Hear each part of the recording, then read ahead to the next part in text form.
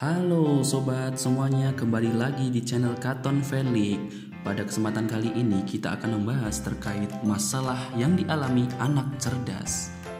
Oh, ternyata anak cerdas mempunyai masalah. Apa kira-kira?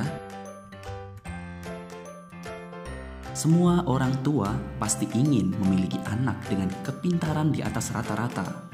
Karena anggapan yang selama ini melekat pada anak yang cerdas adalah mereka yang memiliki prestasi akademik yang baik cenderung lebih sukses di masa depan. Sehingga banyak orang tua beranggapan bahwa anak yang cerdas juga akan lebih bahagia dalam hidupnya. Namun, anggapan ini ternyata tidak selamanya benar. Anak yang cerdas juga mengalami berbagai kesulitan dan juga tantangan dalam kehidupannya. Bahkan, terkadang masalah yang dialami justru lebih sulit. Anak cerdas banyak yang terhambat pergaulannya karena masalah ini.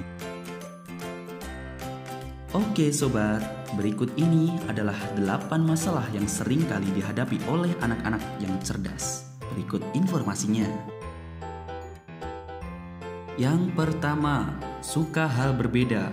Saat anak-anak pada umumnya berbicara tentang mainan baru, hiburan, tokoh kartun, dan sebagainya, anak yang cerdas justru membicarakan hal yang berbeda.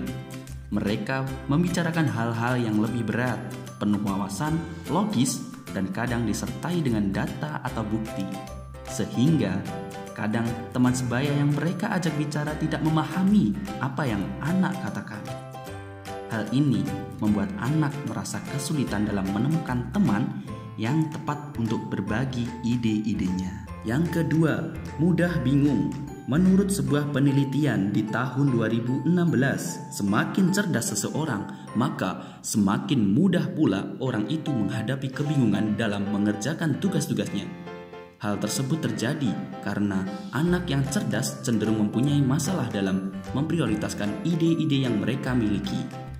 Bagi anak-anak yang cerdas, ia pun juga terkadang merasa ragu dalam apa yang dikerjakan, apa sudah sesuai atau belum. Hal ini karena mereka juga cenderung perfeksionis. Ia tidak mau terdapat kesalahan sedikit pun, sehingga seringkali membuat anak kebingungan. Yang ketiga, terbebani orang lain. Menurut suatu penelitian yang dilakukan terhadap 1.500 anak dengan IQ di atas 140, kebanyakan dari mereka berjuang keras dalam hidupnya untuk memenuhi harapan orang lain dan diri mereka sendiri. Bahwa ketika seseorang anak mendapat label cerdas, maka akan ada ekspektasi dari orang-orang di sekitarnya. Bisa dari orang tua, keluarga, ataupun dari guru, bahwa anak itu akan memiliki prestasi yang mengesankan di saat ia dewasa. Hal ini akhirnya akan membuat anak yang sudah terlanjur diberikan label cerdas tidak dapat menerima kegagalan. Yang keempat, suka berlebihan. Sebuah penelitian menemukan fakta bahwa anak yang cerdas suka memperhatikan pola-pola yang halus. Kemudian mereka menebak-nebak karakteristik suatu kelompok berdasarkan bukti yang lemah. Hal itu juga menyebutkan bahwa salah satu kebiasaan buruk yang dilakukan oleh anak-anak yang cerdas adalah mereka seringkali membaca situasi secara berlebihan dan cenderung menarik kesimpulan yang salah. Yang kelima, suka menyendiri. Beberapa penelitian menyatakan bahwa anak yang memiliki kepintaran di atas rata-rata tidak banyak menghabiskan waktu untuk bersosialisasi karena mereka terlalu fokus pada tujuan jangka panjang yang mereka miliki. Akibatnya, anak-anak yang cerdas ini kelihatan suka menyendiri atau melakukan aktivitasnya sendiri tanpa memerlukan bantuan dari orang lain. Yang keenam, malas bertanya. Seorang pengajar menceritakan saat dirinya sedang mengajar tentang persoalan keuangan. Ternyata tidak ada seorang pun yang datang padahal acara tersebut diadakan secara gratis. Kemudian ia menyadari bahwa orang-orang di sana tidak menyukai acara yang membahas tentang keuangan. Karena hal itu membuat orang yang datang merasa tidak nyaman, khususnya bagi orang-orang yang cerdas. Hal ini disebabkan karena mereka punya psikologi seperti "aku pintar, aku sudah tahu tentang hal ini, aku tidak mau ke sana dan bertanya hal yang bodoh.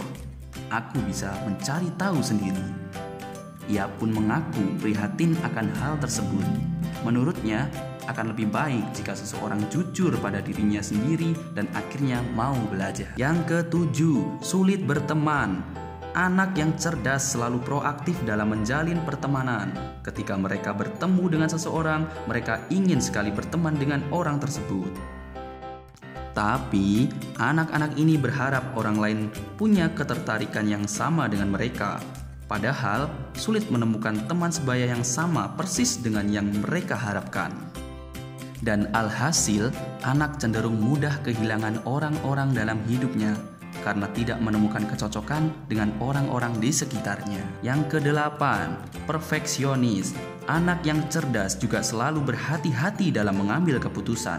Mereka selalu mempertimbangkan konsekuensi dari setiap keputusan, sampai terkadang mereka merasa tidak dapat mengambil keputusan sama sekali.